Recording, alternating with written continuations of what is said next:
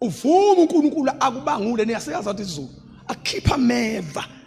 agcwele enhlizweni uvuma uyilethe inhliziyo uyibeke phambi kwetafula uthi uNkulunkulu nayo inhliziyo yami deal with it uNkulunkulu uzokhipha izinto ezingadingeki ingozi ukuthi Lord uNkulunkulu athi mana ngiyafuna ukulord kodwa ngathi ngekhona into engase ngiyibhoncule enhlizweni zikhona izinto ezifuna ukukhishwa enhlizweni yakho kusala uJesu enhlizweni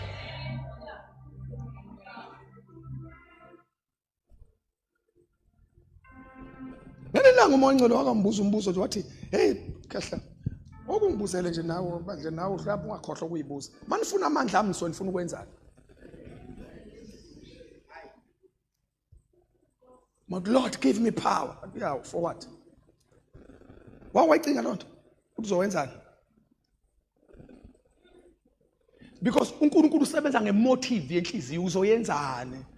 Lord give me power double portion yabo mase kumele double portion wonke umuntu uzoyifuna iquestion ithi mase ngunikile uzoyenzani purity of heart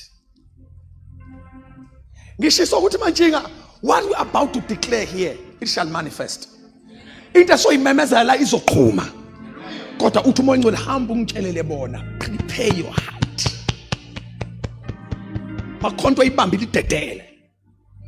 makhonto khonze nayo last year wa survivor u2026 ungacross nayo uyacelwa ezulwini ubona khonzeka